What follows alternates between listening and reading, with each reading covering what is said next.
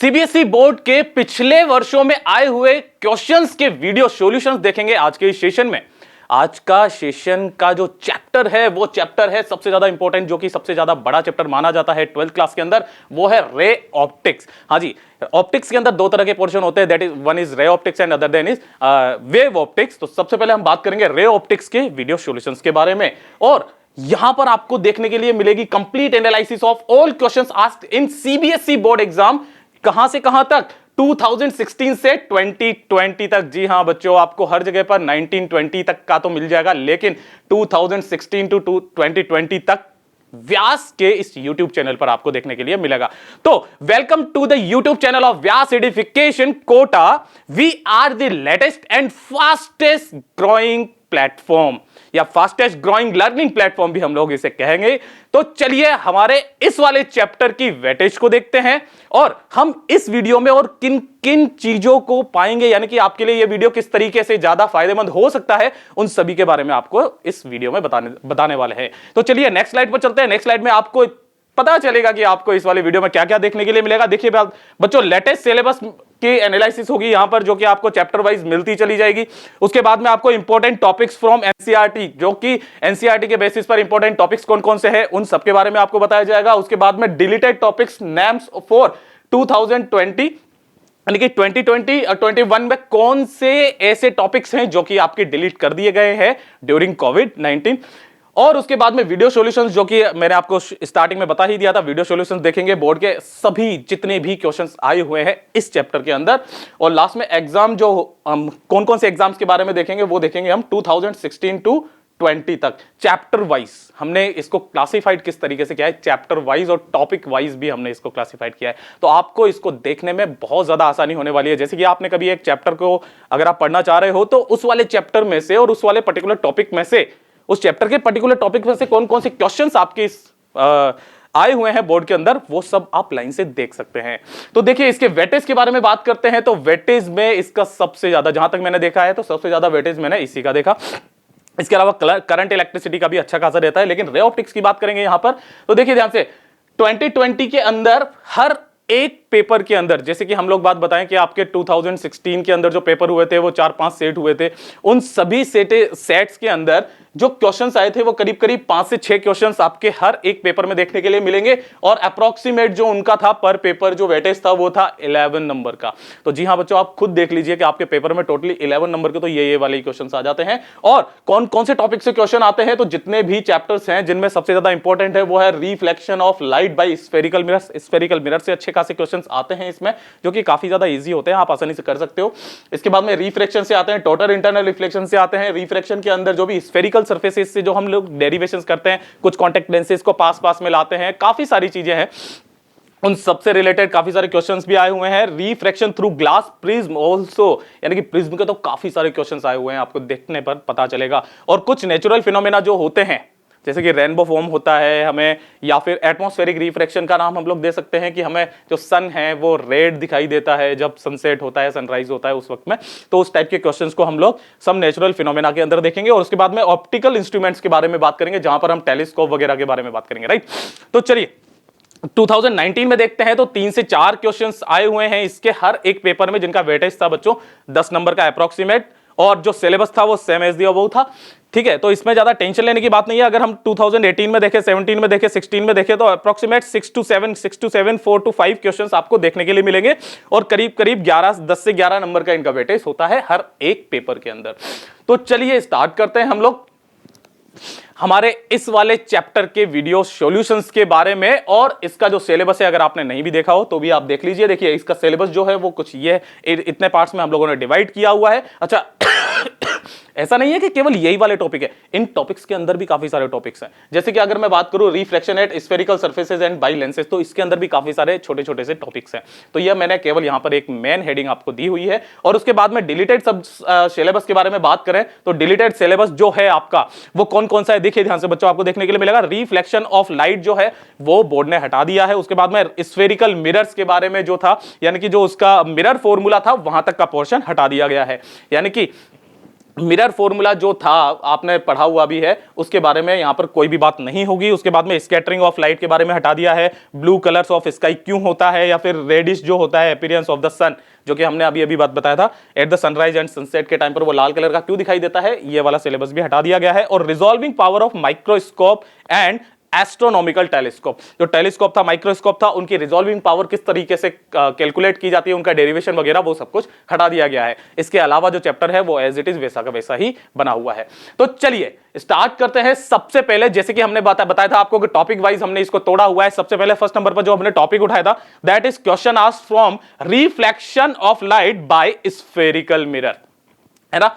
तो spherical mirror में से कौन कौन से क्वेश्चन आए हुए हैं 2016 से लेकर के 2020 तक। तो let's move on the first slide. First slide के अंदर हमने देखा था कि जो कि सीबीएसई क्लास 12 फिजिक्स बोर्ड के अंदर 2016 में जो फर्स्ट पेपर हुआ था, जो कि जिसका कोड है ये वाला, दिल्ली से आया हुआ था। तो देखिए ध्यान से इसके अंदर कौन कौन से क्वेश्चन आए हुए थे।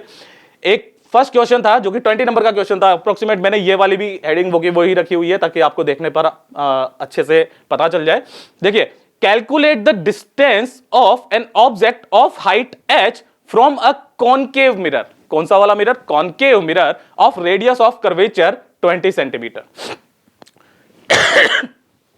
So as to obtain a real image of magnification 2।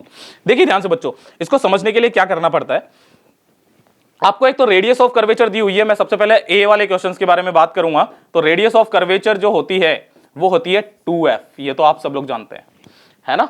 Focal length की जस्ट डबल होती है radius of curvature.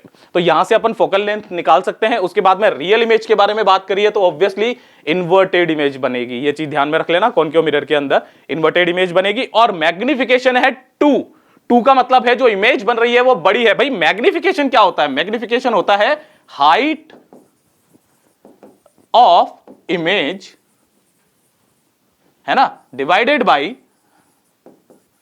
Height of object, है ना। अब इसका आंसर 2 कब आएगा? जब नीचे वाला छोटा होगा ऊपर वाला बड़ा होगा, है ना। यानी कि जो इमेज है वो जस्ट डबल बने। अब डबल कब कब बनती है भाई? अगर आपको इसके सारे के सारे केसेस आपको पता है, भाई मुझे तो पता है, लेकिन अगर आपको सारे के सारे केसेस पता है तो बताइए कब कब बनेगी। जैसे कि ये हो गया हमारा कॉनकेव मिरर, है ना, और ये हो गया इसकी फोकल लेंथ, ये हो गया इसका रेडियस ऑफ कर्वेचर, यानी कि इसको हम लोग फोकस बोलेंगे, और ये फोकल लेंथ है ना। मैं सिंपली मैं आपको केवल एक आइडिया दे रहा हूं। और रेडियस ऑफ कर्वेचर को हम लोग सी लिखते हैं, तो चलिए इसको सी लिख देते हैं बच्चों। ये मिट भी नहीं रहा, हाँ ओके, ये हो गया सी, है ना। तो यहां से हमने रेडियस ऑफ कर्वेचर इसको बोल देंगे। यानी कि हमें अगर फोकल लेंथ चाहिए तो फोकल लेंथ निकाल सकते हैं, जो कि हमें दी हुई है रेडियस ऑफ कर्वेचर के थ्रू। अच्छा, अगर यहां पर रखा हुआ रहता है ऑब्जेक्ट, देखना ध्यान से, तो इसकी जो इमेज बनती है वो यहां कहीं बनती है। ये रियल, ये है रियल, है ना। अच्छा, अगर इसकी यहां पर भी रखा हुआ रहता है तब भी इधर की तरफ में बड़ी इमेज बनती है, बट वो कैसी हो गई बच्चों? इरेक्ट इमेज हो गई, यानी कि वो वर्चुअल इमेज होगी, क्योंकि वो मिरर के पीछे बन रही है, राइट। तो ये वाला केस है वो कुछ। यानी कि अगर आपको ये चीज पता करना हो तो find the location of image also, है ना। यानी कि आपको क्या क्या करना है, calculate the distance of an object. यानी कि एक तो आपको u निकालना है, ये वाला u निकालना है ना, और एक आपको निकालना है ये v। तो सिंपली आपका जो आंसर होना चाहिए वो देखिए ध्यान से, तो v जो होगा वो c के इधर बन रहा है, यानी कि c से ज्यादा होगा, 20 से ज्यादा आएगा। और जो u जो आएगा वो ये कितना हुआ भाई? ये जब r जो है वो 20 है तो f कितना होगा? 10 सेंटीमीटर, है ना। इधर की वही साइन कन्वेंशन तो आपको पता ही होगा, ठीक है। इधर से माइनस में लेते हैं हम लोग, इसको भी माइनस में ही आएगा आंसर, आंसर में भी पता चल जाता है, ठीक है। तो ये वाला यहां तक तो हुई 10 और ये हुई 20, यानी कि 10 से 20 के बीच में u की वैल्यू आएगी। ये सिंपली आप निकाल सकते हो। तो देखिए ध्यान से, इसके जो सॉल्यूशन है वो सॉल्यूशन किस तरीके से हम लोग निकालेंगे। और हाँ, ये कितने नंबर का क्वेश्चन आया था सबसे पहले मैं आपको बता दूं, ये 3 नंबर का क्वेश्चन था। ये दोनों मिलाकर के 3 नंबर का क्वेश्चन था। और किस तरीके से इनको डिवाइड किया गया था, तो जो फर्स्ट वाला था वो था 2 नंबर का, और जो सेकंड वाला है जिसके अंदर कुछ रीजन पूछा हुआ था, देखिए ध्यान से, using mirror formula explain why does a convex mirror always produce a virtual image. जो कॉन्वेक्स मिरर है वो हमेशा वर्चुअल इमेज फॉर्म करता है, उसका क्या रीजन है। तो इसका रीजन देने का 1 नंबर था, इसके 2 नंबर थे। तो देखिए ध्यान से वो किस तरीके से हम लोग करेंगे इसको। देखिए ध्यान से, गिवन क्या क्या है आपको, गिवन जो है वो है रेडियस ऑफ कर्वेचर जो कि 20 सेंटीमीटर है। अच्छा, अगर मैं इस तरीके से बोलूंगा तो इधर की जो डिस्टेंसेज होगी, जैसे कि ये सी है, तो इसकी जो आर होगी, आर जो होगी वो कैसी होगी, -20 सेंटीमीटर, क्योंकि इधर की तरफ में है -20 सेंटीमीटर, रे इधर जाएगी और हम डिस्टेंस को ऐसे मेजर कर रहे हैं, राइट। तो इस तरीके से -20 सेंटीमीटर होगी और मैग्निफिकेशन कितना दिया हुआ है, -2। -2 क्या होता है, देखिए बच्चों, अगर मैं मैग्निफिकेशन के बारे में बात करूं तो मैग्निफिकेशन जो होता है वो होता है h डैश अपॉन h, और वी कैन से -v/u, है ना, -v/u, यही तो चीज होती है। तो वहां से अगर वो रियल इमेज बना रहा है तो मैग्निफिकेशन जो है वो नेगेटिव आएगा। आएगा कैसे आएगा भैया, ये चीज तो ध्यान से देखिए, मैं आपको ये वाली भी चीज समझा देता हूं। देखिए ध्यान से, अगर इमेज ऐसे करके है, सॉरी ऑब्जेक्ट ऐसे है ना, और इमेज ऐसे बन रही है, इसी तरीके से तो बन रही है। अगर मैं इसकी लेंथ को देखिए पॉजिटिव लेता हूं तो इसकी लेंथ कैसी आएगी, ऑटोमेटिकली नेगेटिव, राइट। तो अगर मैं यहां पर पॉजिटिव साइन लूं और यहां पर नेगेटिव साइन लूं तो सिंपली मेरे पास में मैग्निफिकेशन की जो वैल्यू आएगी वो नेगेटिव आएगी। यानी कि यहां पर जो मैग्निफिकेशन हो गया वो -2 हो गया। Focal length of the mirror जो है वो आपको निकाल दी गई है -10 सेंटीमीटर। मैग्निफिकेशन का फॉर्मूला सिंपली मैंने आपको बता ही दिया है, ये रहा -v/u, है ना। तो अगर मैं यहां पर मैग्निफिकेशन की वैल्यू पुट करूं तो देखिए -2 इज इक्वल टू -v/u हो गया। तो यहां से मेरे पास में v की एक वैल्यू मिल जाती है, that is v equals to 2u। कितनी वैल्यू मिल जाती है, v is equal to 2u, minus ने माइनस को कैंसिल कर दिया, v is equal to 2u, right. अब हमने मिरर फॉर्मूले का यूज में लिया। मिरर फॉर्मूला क्या होता है, 1/f is equal to 1/v plus 1/u। सबकी वैल्यूज आपके पास में है, देखिए 1/f, f कितना है -10, तो यहां पर -10 मैंने इस तरीके से लिख दिया है, is equal to 1/v। v कितनी है वैल्यू, देखिए 2u, तो 2u अब प्लस 1/u। अब सिंपली मेरे को इस वाली इक्वेशन को देखने के बाद में पता चल जाएगा कि मेरे पास में u की वैल्यू हम लोग फाइंड कर सकते हैं। u की वैल्यू जो हमने इससे फाइंड की है वो है -15 सेंटीमीटर। किस तरीके से फाइंड करेंगे ये तो आपको पता ही होगा ना। देखिए ध्यान से, मैं आपको इसको भी बता देता हूं। 1/-10 इक्वल्स टू 1/2u और प्लस 1/u, राइट। अब मैं यहां से एलसीएम ले लेता हूं तो ये 2u, ये 1 टाइम्स 1 प्लस ये 2 टाइम्स 2 इज इक्वल टू 1/-10, ये इधर ले लिया तो 2u इक्वल्स टू -10 -20, है ना, यानी कि 2u इक्वल्स टू -30 और u equals to -30 divided by 2 equals to -15 centimetre, right.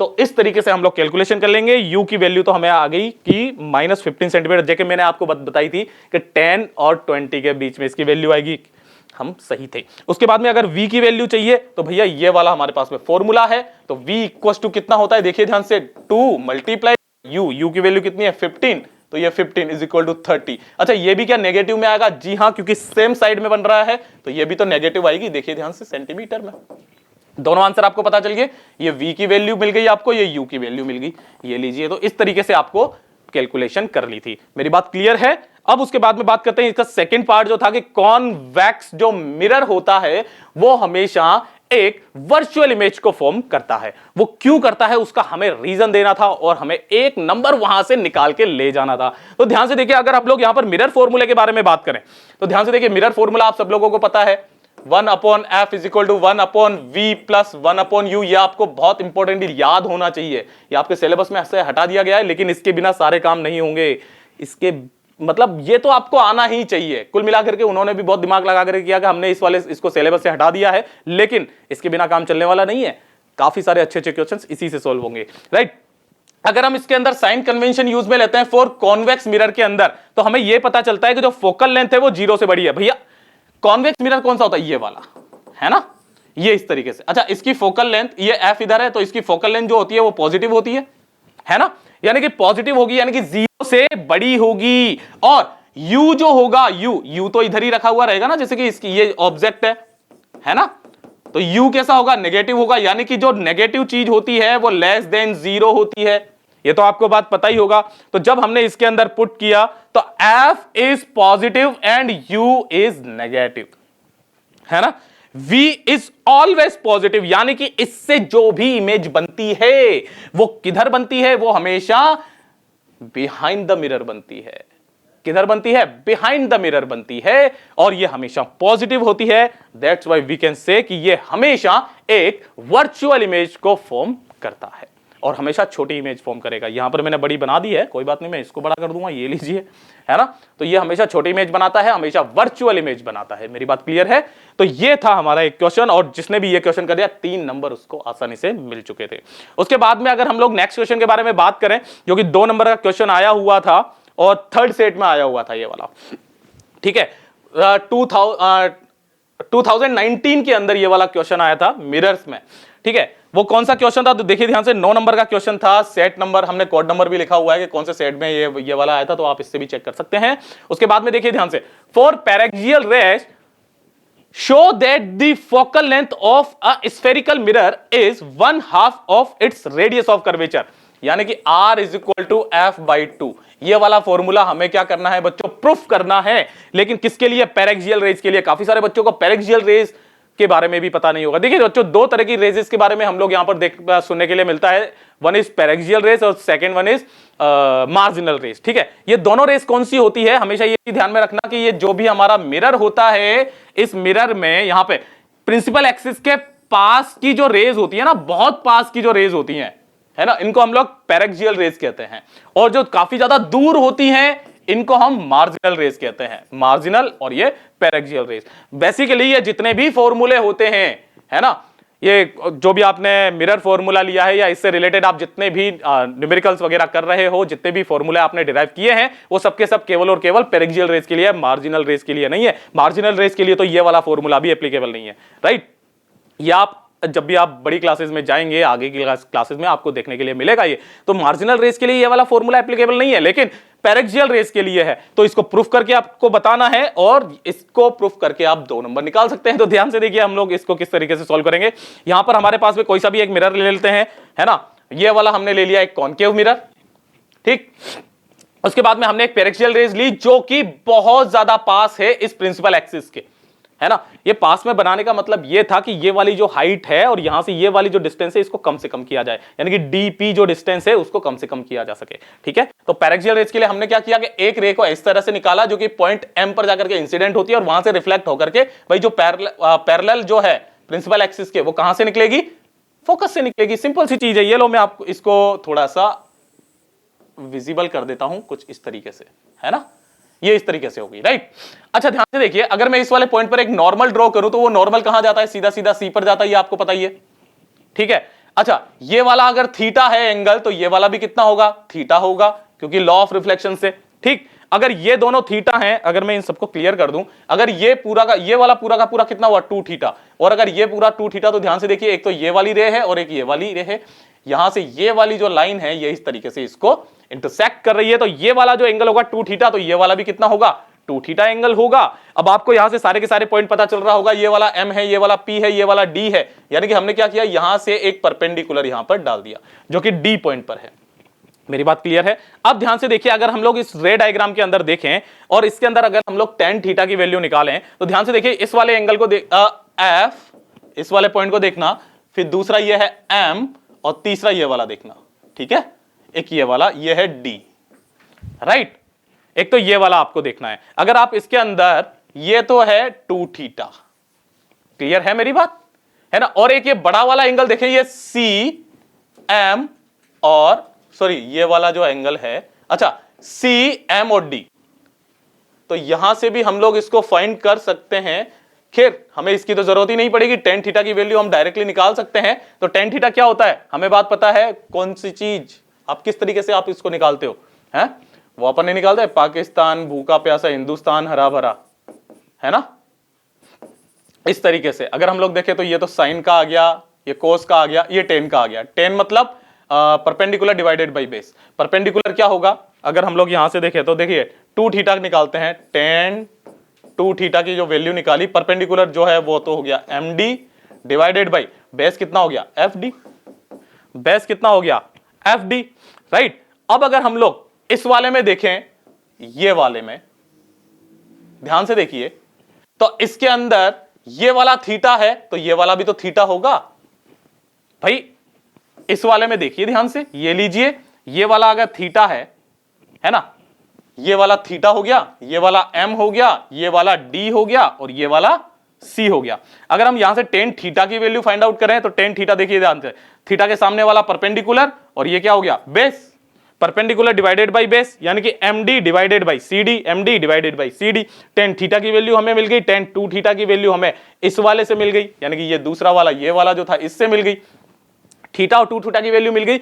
अब चूंकि ये चीज हमेशा ध्यान से रखना कि ये वाली जो पैरेक्सियल रेज होती है काफी ज्यादा पास में होती है, यानी कि अगर मैं इसको और भी पास में बनाऊं और यहां से फिर मैं एक परपेंडिकुलर ड्रॉ करता तो ये डीपी जो रहती है ये काफी ज्यादा छोटी हो जाती है, और ये वाला जो एंगल होगा यानी कि यहां से अगर मैं ऐसे करके निकालूं और फिर इसका भी आधा करूं तो ये जो थीटा होता है ये काफी ज्यादा स्मॉल होता है। कैसा होता है?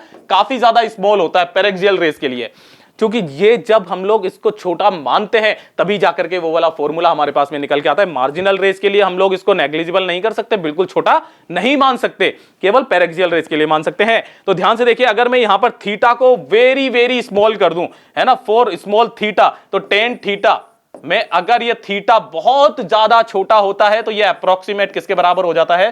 थीटा के बराबर हो जाता है। और टेन टू थीटा जो है इसमें भी थीटा बहुत ज्यादा छोटा होता है तो ये किसके बराबर हो जाएगा? टू थीटा के बराबर हो जाएगा। ये हमेशा ये ऐसा का ऐसा ही किसके अंदर? साइन के अंदर भी होता है। मेरी बात क्लियर है? उसके बाद में अगर हम लोग बात करें इन दोनों को, हम लोगों ने क्या कर दिया बच्चों, देखिए ध्यान से, ये थीटा ये टू थीटा, तो थीटा की वैल्यू टू थीटा की वैल्यू पुट कर दीजिए यहां पे भाई, theta is equal to M D by C D, two theta is equal to M D by F D.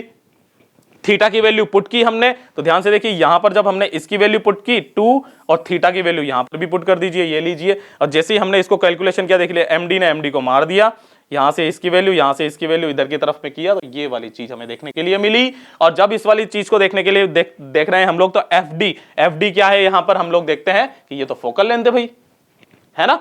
C D क्या है? तो सी और डी यहां से यहां तक, ये तो भैया आर है, ये एफ है, ये लीजिए। तो सिंपली हमारे पास में फॉर्मूला निकल के आ रहा है कि नहीं आ रहा है? F is equal to R by two. इस तरीके से आपको पूरा का पूरा डेरिवेशन कर देना था। और इसके नंबर किस तरीके से मिलते हैं? अगर आप रे डायग्राम बनाते तो आपको एक नंबर मिलता, उसके बाद में अगर आपने ये टेन थीटा वाली ये वाली चीजें लिखी होती तो आपको आधा नंबर मिलता, और उसके बाद में जैसे ही आप पूरी की पूरी कैलकुलेशन करके आंसर निकाल देते, प्रूफ कर देते, तो इसका भी आंसर का आधा नंबर मिलता। इस तरीके से सारे के सारे नंबर क्या होते हैं बच्चों? डिवाइडेड होते हैं। तो जैसे जैसे आप इनके वीडियो सॉल्यूशंस के हम लोग आपको बता रहे हैं कि जैसे कि ये डबल लाइंस में खींची हुई है, तो आपको कॉपी की इस तरफ ही लिखना था, मतलब कि हर एक चीज वहां पर मैटर की जाती है बच्चों, ये चीज हमेशा ध्यान में रख लेना। छोटी छोटी चीजों के नंबर काटे जाते हैं, जैसे कि आपने किसी भी लाइन को बंद कर दिया, यानी आपने लिखा ही नहीं, डायरेक्टली आपने आंसर लिख दिया कि हाँ मुझे तो पता है कि ये वाली चीज होती है, ये वाली चीज इस तरीके से, लेकिन डायरेक्टली आंसर लिख दिया, तो उसके भी नंबर आपके कटते हैं, यानी कि स्टेप बाय स्टेप के नंबर होते हैं, हमेशा ये चीज ध्यान रखना। उसके बाद में अगले क्वेश्चन पर चलें, तो अगला क्वेश्चन देखिए क्या कहता है कि an object is kept 20 centimetre in front of a concave mirror of radius of curvature 60 centimetre, find the nature and position of the image formed. तो ध्यान से देखिए इसको किस तरीके से करेंगे, ये तो बहुत ही ज्यादा सॉल्यूशन मैं यहीं पर बता देता हूं। देखिए ध्यान से बच्चों, गिवन क्या है आपके पास में? गिवन है cap 20 centimetre in front of यानी कि यू दिया हुआ है कितना? 20 सेंटीमीटर। अब क्योंकि यू कॉन्केव मिरर जो है, कॉन्केव मिरर ऐसा ही तो होता है मेरे ख्याल से, तो है ना, ये इस तरीके से, यानी कि ऑब्जेक्ट यहां कहीं पर रखा हुआ है तो इधर की तरफ में है, तो यू किधर कैसे आएगा? नेगेटिव, तो ये नेगेटिव। उसके बाद में बात करते हैं रेडियस ऑफ कर्वेचर दी हुई है, रेडियस ऑफ कर्वेचर आर। अच्छा भाई, इसका सी भी तो इधर ही होता है, यानी कि आर भी इधर ही होगा, है ना। तो आर कितना दिया हुआ है? 60 सेंटीमीटर, है ना। तो ये वाला भी कितना हो जाएगा? -60 सेंटीमीटर, क्योंकि इसकी भी वैल्यू हम लोग इसी तरफ मेजर करेंगे। और हमें फाइंड करना है nature and position of the image formed, यानी कि अब हमें इसमें एक तो नेचर बताना है कि रियल होगी कि वर्चुअल होगी, और पोजीशन यानी कि वी भी हमें फाइंड करनी है। सिंपली देखिए ध्यान से, यहां से हमें एफ की वैल्यू पता चल जाएगी कि एफ इज इक्वल टू क्या होती है? r/2, यानी कि -60 डिवाइडेड बाई 2 यानी कि -30 सेंटीमीटर। मेरी बात क्लियर है? अब आपको मिरर फॉर्मूला पता ही होगा, मिरर फॉर्मूला, और मिरर फॉर्मूला क्या होता है? वो होता है 1/f is equal to 1/v plus 1/u। क्या सबकी वैल्यू आपके पास में है? देखिए ध्यान से, u की वैल्यू आपके पास में है, f की वैल्यू आपके पास में है, एक की वैल्यू फाइंड करनी है, तो आप निकाल सकते हो, v की वैल्यू आ जाएगी 1/f। अच्छा, f कितना है? -30 सेंटीमीटर, तो -30 इक्वल्स टू 1/v, v तो हमें फाइंड करना है, तो v यहाँ का यहाँ ऐसा का ऐसा ही रहने दीजिए, प्लस 1/u, u कितना है? -20 सेंटीमीटर, ये -20 सेंटीमीटर। सिंपली आप यहाँ पे एलसीएम ले लीजिए, एलसीएम ले लेते हैं हम लोग 20v, या फिर इसको एलसीएम लेने की कहां जरूरत है, इसको इधर की तरफ में ले लीजिए ना। देखिए ध्यान से किस तरीके से कि हमने इसको इस तरफ में लिया, तो इसको हम देखिए किस तरीके से करेंगे। -1/30, क्या मैं इसको ऐसा लिख सकता हूं, राइट। उसके बाद में इसको इधर लूंगा तो ये प्लस हो जाएगा 1/20 इक्वल्स टू 1/v। ये लीजिए, अब यहां पे एलसीएम ले लीजिए, एलसीएम ले लेंगे हम लोग 60, ये गया 2 टाइम्स तो -2 है ना, और प्लस ये गया 3 times 3 is equal to 1/v। अच्छा, ऊपर कितना बच जाएगा, 1/60 है ना, तो मैं इधर लिख देता हूं 1/60 इक्वल्स टू 1/v, यानी कि v की जो वैल्यू आ जाएगी वो आ जाएगी 60। v की वैल्यू जो आ जाएगी वो आ जाएगी 1/60, और सेंटीमीटर में है तो ये सेंटीमीटर। अब मुझे एक बात बताइए, नेचर ऑफ द इमेज। अब ध्यान से देखो, यहां पर v की वैल्यू पॉजिटिव आई है। पॉजिटिव कब आती है, जब वो मिरर के पीछे बनती है। अब जब मिरर के पीछे बनी है, यानी कि वर्चुअल इमेज है, ये चीज ध्यान में रख लेना, है ना। और वर्चुअल इमेज कॉनकेव मिरर कब बनाता है, जब वो फोकल लेंथ और पोल के बीच में हो। फोकल लेंथ और पोल के बीच में, ध्यान से देखिए, फोकल लेंथ कितनी है इसकी, 30 सेंटीमीटर, और वो रखा हुआ कहां पर है, 20 सेंटीमीटर पर। यानी कि ये वाला केस कौन सा हो गया, फोकल लेंथ और पोल के बीच में हमारा जो ऑब्जेक्ट है वो रखा हुआ था, तो ऑब्वियसली हमारा जो आंसर पॉजिटिव में आने वाला था दैट इज 60 सेंटीमीटर, यानी कि 60 सेंटीमीटर पर बनेगा और बड़ा बनेगा। ये वाली चीज हमेशा ध्यान में रख लेना। तो इस तरह के क्वेश्चंस आपको देखने के लिए मिलेंगे, और ये कितने नंबर का क्वेश्चन था, 2 नंबर का क्वेश्चन था, आसानी से आप निकाल सकते थे। तो ध्यान से देखिए, ये रहा पूरा का पूरा इसका आंसर। तो आप चाहे तो यहां से भी लिख लीजिए, आप चाहे तो जैसा मैंने बताया था वैसा भी आप लिख सकते हैं। उसके बाद में बात करेंगे नेक्स्ट क्वेश्चन के बारे में कि यूजिंग द नेसेसरी रे diagram derive the mirror formula for a concave mirror. ध्यान से देखिए बच्चों, सबसे पहले तो मैं आपको बात बता दूं कि कॉनकेव मिरर के लिए जो भी मिरर फॉर्मूला था वो आपके सिलेबस में डिलीट हो चुका है, तो हम लोग इसको यहां पर नहीं बताने वाले हैं। आने वाले सालों में जब भी इसका वीडियो सॉल्यूशंस अगली बार बनेगा तब हम आपको इसके बारे में बताएंगे, कि नहीं तो वीडियो काफी ज्यादा लंबी हो जाएगी और आपको देखने में बोरियत भी होगी, क्योंकि ये आपके सिलेबस में है ही नहीं। उसके बाद में अगर नेक्स्ट क्वेश्चन की बात करें, in the magnified image of a measuring scale with equidistance marking lying along the principal axis of a concave mirror, the marking are not equidistant, explain। ये वाली चीज हमें एक्सप्लेन करनी है। तो चलिए इसका भी आंसर देख लेते हैं। इसका आंसर क्या होगा, उससे पहले मैं आपको बात बता दूं कि व्यास एडिफिकेशन के इस प्लेटफॉर्म पर, जो कि फास्टेस्ट लर्निंग प्लेटफॉर्म है, फास्टेस्ट ग्रोइंग प्लेटफॉर्म है, यहां पर आपको किन किन चीजों को देखने के लिए मिलेगा। सबसे पहले आपके सामने एक वर्ड नजर आ रहे होंगे, REV। REV का मतलब क्या है, that is revise efficiently with Vyas, यानी कि आप अपने सिलेबस को रिवाइज कर सकते हैं इफिशिएंट तरीके से, और अच्छे से अच्छे नंबर आप निकाल सकते हैं अपने बोर्ड के एग्जाम्स के लिए। यह हमारा स्टार्ट हो रहा है 14 जनवरी से, यानी कि 14 जनवरी 2021 से हमारा ये स्टार्ट हो रहा है, तो आप इसमें ज्वाइन कर सकते हैं। ये आपके लिए काफी ज्यादा मैं बात बताऊं तो काफी ज्यादा हेल्पफुल होगा आपके आने वाले एग्जाम्स के लिए।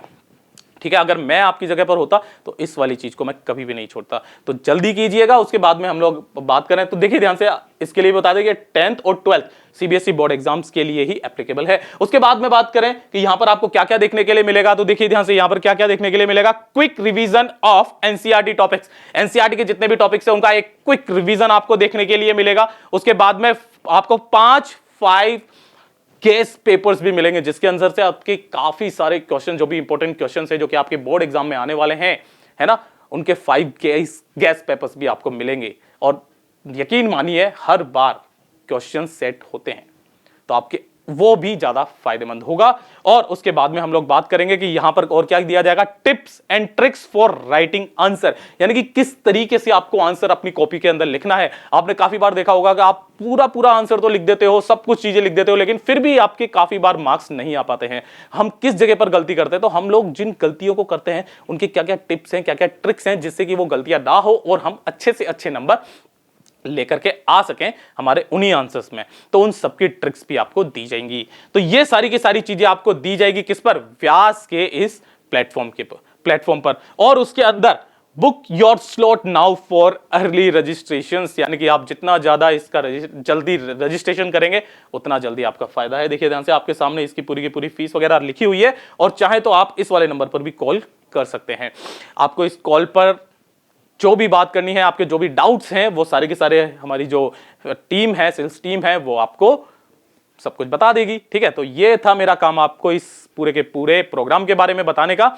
तो बाकी आप खुद समझदार हैं और मेरे ख्याल से आप इस वाली चीज को जरूर लेंगे। ठीक है, तो चलिए हमारे सॉल्यूशंस को देख लेते हैं। सॉल्यूशन में जो आपको बात बताया गया था कि रे डायग्राम फॉर कॉनकेव मिरर के अंदर देखते हैं, तो कॉनकेव मिरर के अंदर देखिए ध्यान से, जो अभी हमने बात बताया था आपको कि मिरर फॉर्मूला जो निकालने के लिए बोला था, मिरर फॉर्मूला बेसिकली आपके सिलेबस से हटा दिया गया है, लेकिन फिर भी मेरे पास में सॉल्यूशंस है, मैं आपको बता सकता हूं, लेकिन इसको बताने की जरूरत नहीं है क्योंकि आपके सिलेबस में नहीं है। मिरर फॉर्मूला जो आपका आता था 1/f = 1/v + 1/u, यही वाला था फॉर्मूला था, राइट।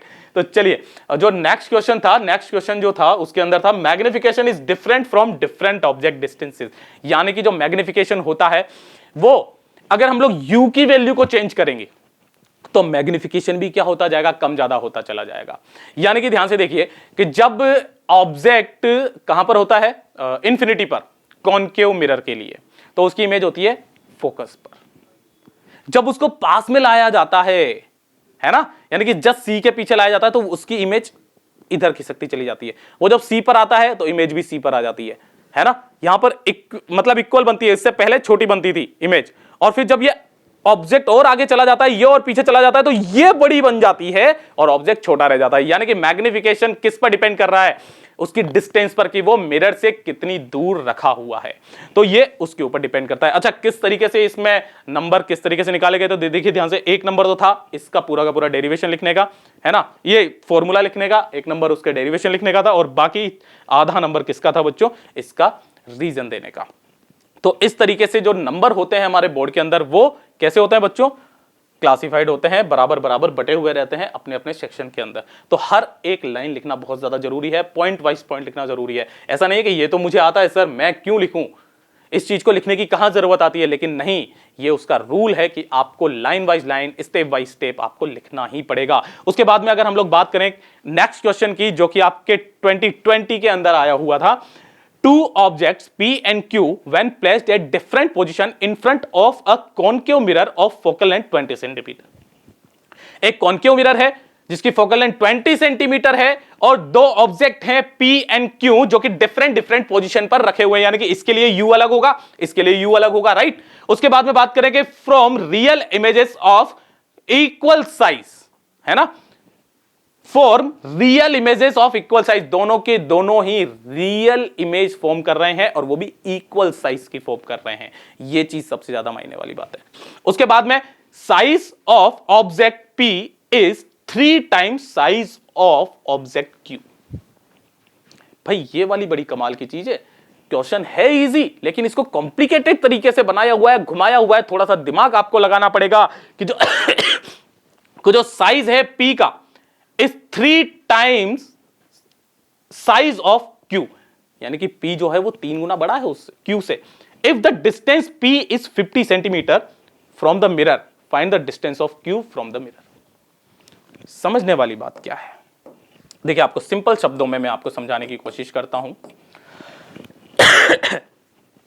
देखिए ध्यान से, हाइट जो है, हाइट ऑफ P है ना, यहां पर हमें दिया हुआ है size of object P is 3 times, यानी कि जब मैं 3 से मल्टीप्लाई कर दूंगा हाइट ऑफ द Q को, तब वो किसके बराबर हो जाएगा, किसके बराबर हो जाएगा, P की हाइट के बराबर हो जाएगा। ये वाली हमारे पास में क्वेश्चन है भैया, ठीक है। एक तो ये वाली चीज हमें दी हुई है।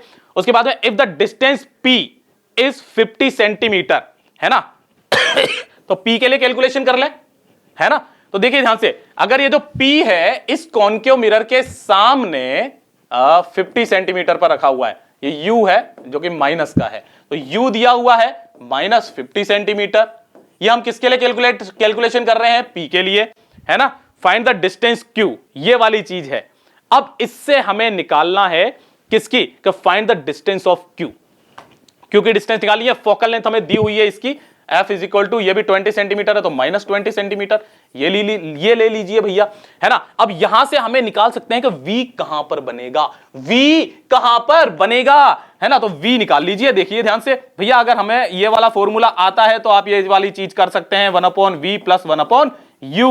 तो 1/F, F कितना है, -20 centimetre is equal to 1/V।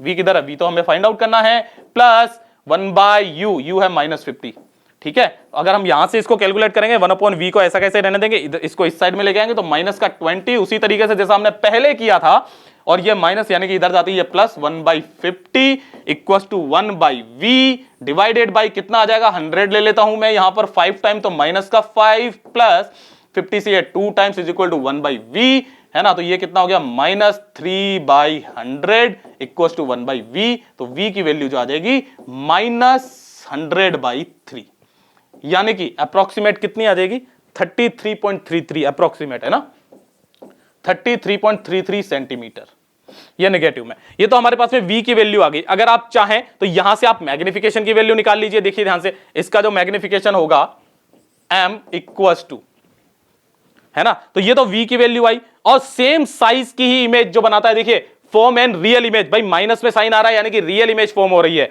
ठीक है। अब उसकी भी सेम साइज की बननी चाहिए, है ना।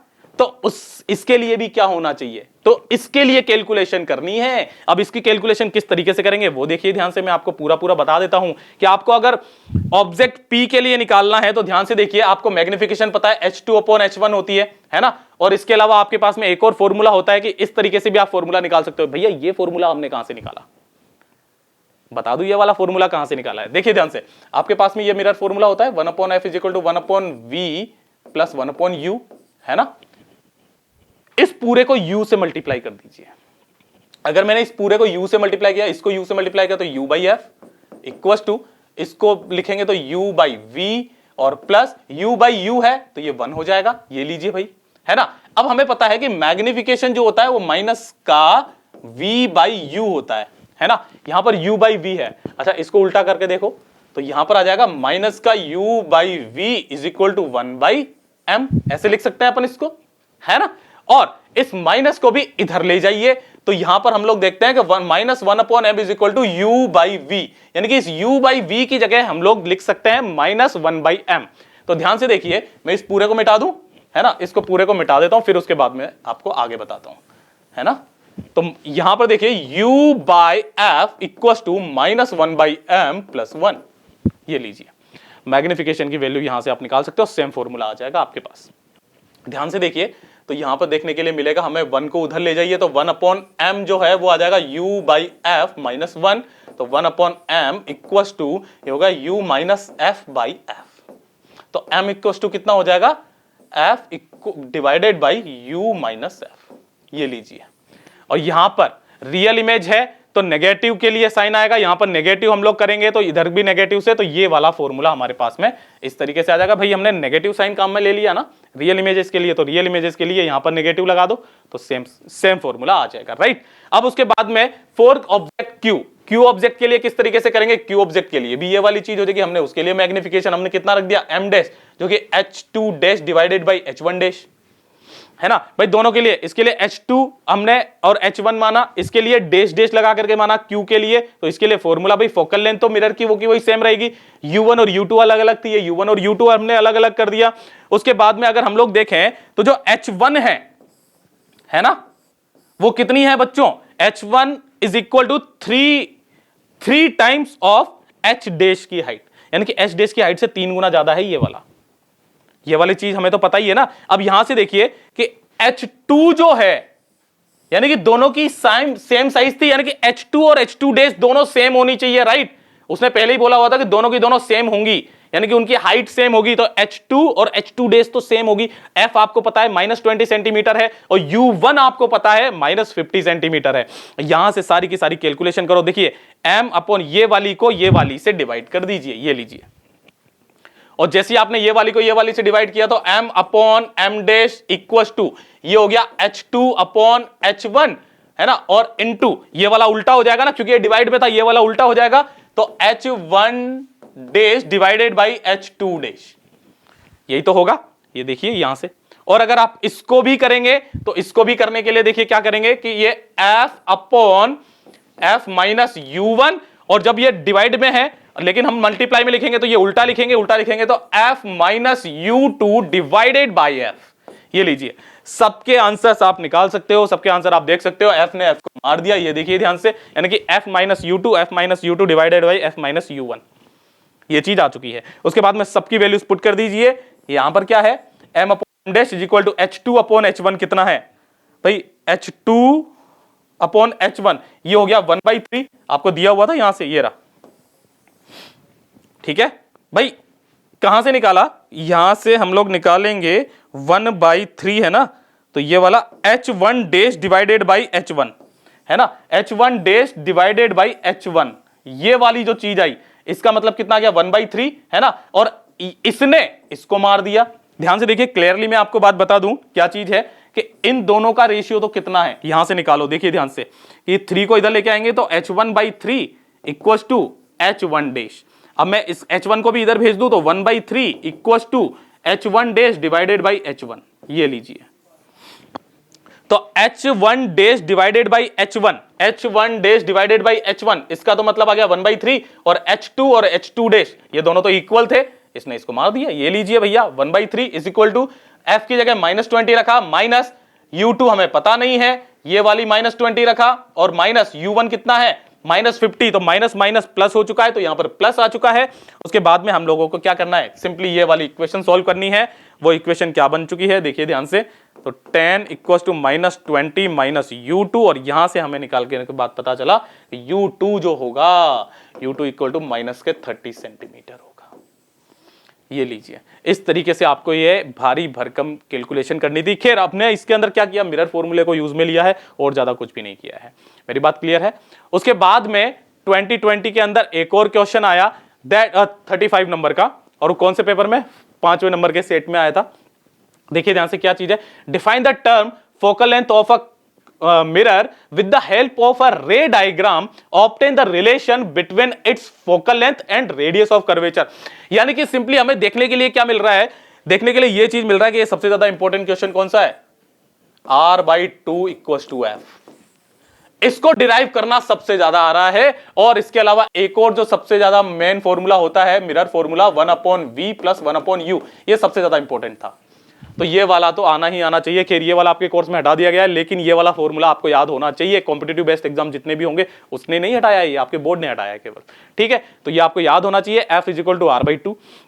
देखिए ध्यान से, इसके अंदर हमें यही वाला रिलेशन निकालना है, और define the term focal length of a mirror. भैया फोकल लेंथ की हमें डेफिनेशन देनी है। अब फोकल लेंथ कौन सी वाली होती है भैया, पोल और फोकस के बीच की, प्रिंसिपल फोकस के बीच की जो डिस्टेंस होती है, इन दोनों के बीच की जो डिस्टेंस होती है उसे ही हम लोग क्या बोलते हैं, फोकल लेंथ कहते हैं। और इसके इस वाले को डिराइव करके देखते हैं। और इसका जो सेकंड पार्ट है बच्चों, ये वाला सेकंड पार्ट जो है ये प्रिज्म से लिया हुआ है, तो हम लोग इस वाले टॉपिक के अंदर इसको डिस्कस नहीं करेंगे, इस वाले क्वेश्चन को डिस्कस करेंगे हम लोग जब प्रिज्म वाला जो टॉपिक आएगा ना उसके अंदर। हमने क्या किया है कि सारे के सारे क्वेश्चंस को इसी तरीके से हमने सेग्रीगेट कर दिया है।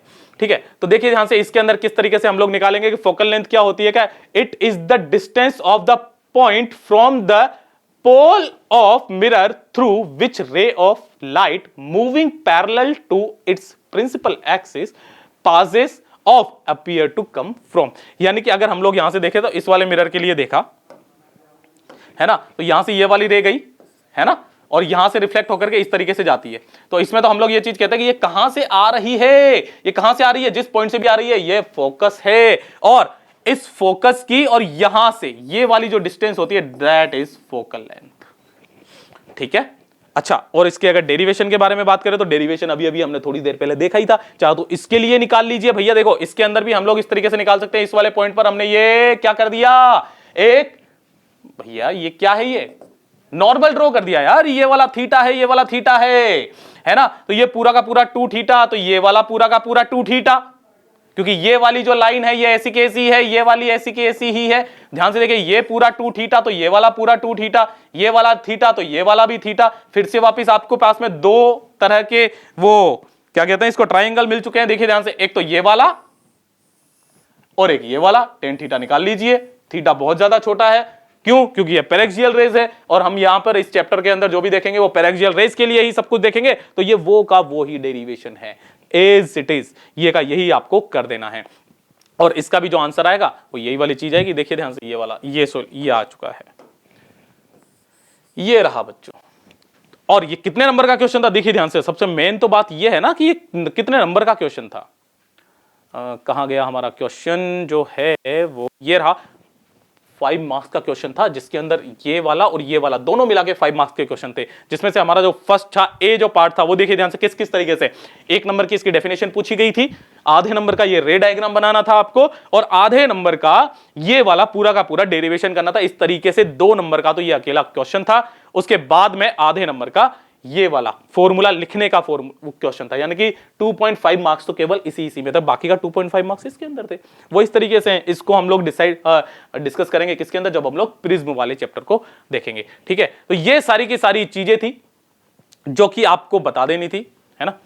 ये सारी की सारी चीजें ही आपको बताने की थी कि इस वाले टॉपिक में से, जो कि स्फेरिकल मिरर से रिलेटेड जो भी टॉपिक थे और इनसे कितने क्वेश्चन अभी तक आए हैं 2016 से लेकर के 2020 तक, केवल यही वाले क्वेश्चन आए हैं। इसके बाद में हम लोग नेक्स्ट वीडियो के अंदर देखेंगे कौन सा question asked from refraction at spherical surface and by lenses. इनसे रिलेटेड न्यूमेरिकल्स क्वेश्चंस डेरिवेशंस तो अथाह आए हुए हैं, इसको हम लोग देखेंगे नेक्स्ट वीडियो के अंदर। तब तक के लिए धन्यवाद बच्चों।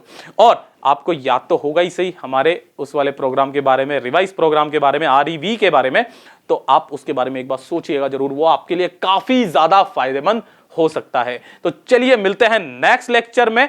और मेनली इस चैप्टर को जो है ना हम लोगों ने जिस तरीके से क्लासिफाइड करके दिया हुआ है ना, देखिए मेहनत तो होती है हर एक काम में, इसको हर एक क्वेश्चंस को पहले लेना, फिर ढूंढना, फिर उसको टॉपिक वाइज में तोड़ना, और हर एक बच्चे को टॉपिक वाइज, यानी कि जब वो पढ़ने बैठता है सबसे पहले वो स्फेरिकल रिफ्रैक्शन और स्फेरिकल मिरर्स के बारे में पढ़ता है, तो वो ये भी चीज देखता है कि इस वाले टॉपिक से कितने क्वेश्चन अभी तक बोर्ड में आ चुके हैं, तो उनका सबका हमने एक साथ ये पूरा का पूरा वीडियो बना दिया। फिर जब आप नेक्स्ट टॉपिक पर जाते हैं तो उससे नेक्स्ट टॉपिक ये वाला आता है रिफ्रैक्शन, इससे कितने कितने क्वेश्चन्स आए हुए हैं, कौन कौन से टॉपिक से क्वेश्चन आए हुए हैं, वो सारे हमने एक साथ बना दिए हैं। तो इसका फायदा आपको देखने के लिए मिलेगा। तो चलिए मिलता है नेक्स्ट वीडियो के अंदर और भी अच्छे अच्छे वीडियो सॉल्यूशंस के साथ में, और जिसके अंदर हम लोग देखेंगे किसके बारे में, refraction at surfaces, spherical surfaces और लेंसेज से किस तरीके से होता है। तो चलिए तब तक के लिए धन्यवाद बच्चों।